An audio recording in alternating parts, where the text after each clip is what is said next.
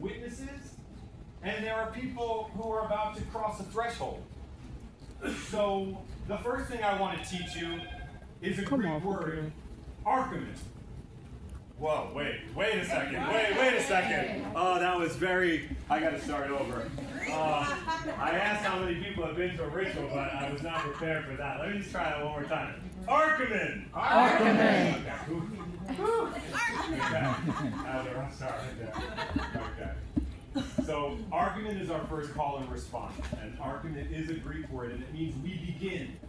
And it's the word that we use to begin each workshop, but it's also the word that we use to end each workshop. And it has a couple levels of meaning. One, of course, we're beginning the workshop. But why not just say, hey, let's get started? Well, one thing is that it's something we repeat as part of our ritual. You know, it's, again, something that's a little bit elevated and out of the ordinary. The other reason we say we begin is because we want to remind ourselves every time that when an individual comes home from the experience of incarceration for a year, 5 years, 10 years, 20 years, 30 years, 32 years, and you've gone in at 19 and you're coming home in your late 30s or in your late 40s, you have to remember that you're beginning.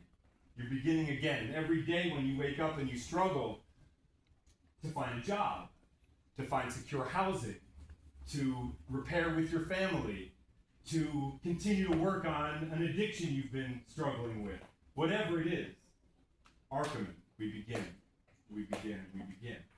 And the last reason why it's Greek, why it's ancient Greek, the word theater comes from a Greek word theatron, and it means the seeing place. And in ancient Greece, theater and democracy were sort of born together. They're sort of twins. And people would come to the seeing place to witness representations of power and of life and of moral conundrums, to wrestle with what it meant to be a citizen in a community.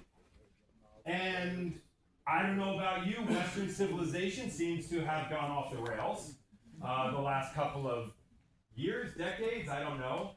But we say Archimen because we need to bring a different kind of democracy, a sense of coming together as a people, to think about and wrestle with what it means to be a citizen, what it means to impose justice, what it means when 5 men who will go through this rite of passage tonight, between them, 5, and there are 2+ something million people behind bars at any given time since the late 1990s, no matter the fact that up to 700,000 people come home every year, never less than 2 million people behind bars. It keeps going and going. And then if you add the people who are on parole, and you add people in county, and you add people in federal, we have a second invisible to many society of people who have been through this punishment system. So of all those, we've only got 5 men, and between them, they've spent 119 years in cages. 119 years for these 5 guys. So then as a people, we need to wrestle with that. Are we feeling safer in our society because we put them in cages? Has crime decreased in any meaningful way? What is our responsibility as taxpayers who spend $180 billion a year for this system to keep people locked in cages like animals? Many from the time they're teenagers. And what you're going to hear tonight, this afternoon, is some of the context. Well, how does a person wind up there? Let's not skip to the phrase, well, they did the crime, they got to do the time. No, they didn't just do a crime. They grew up in a society that fostered an environment and put the conditions in place where committing a crime was almost inevitable. Almost inevitable. And then the next logical step is, well, they committed the crime, now they have to do the time, 119 years. So that's what we're doing here. we're beginning a conversation together and reflecting together. And I hope imagining together, because what abolition means is not, let's close all the prisons tomorrow and let everyone free and we'll just see what happens, hope for the best.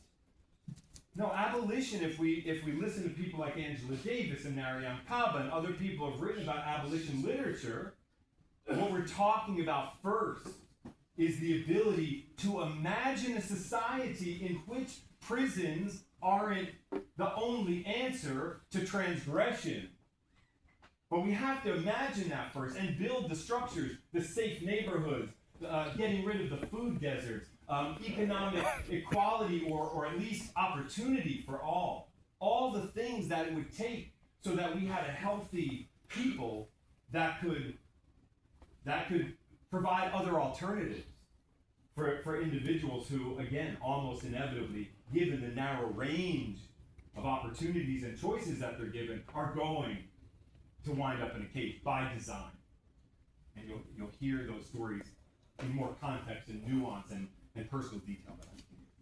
So excuse the extended talk. Normally in Newark we do an hour and a half pre-ritual workshop to orient you to everything, but I want to give you a little bit of that here as Kara Buss. I'm going to jump around for a minute, but I just want to say Kara Buss, the executive director of the Perkins Center for the Arts, who's been so generous. I just want to thank you.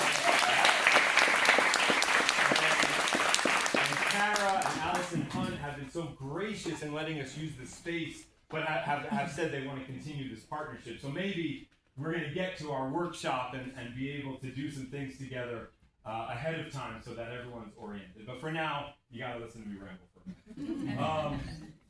So the other thing I want to say is I want to explain what a ritual is and what a rite of passage is and why we're doing this. I'm sorry, I'm probably blind. So a ritual is an event that is repeated at a given time. Could be daily, could be weekly, could be could be a family Sunday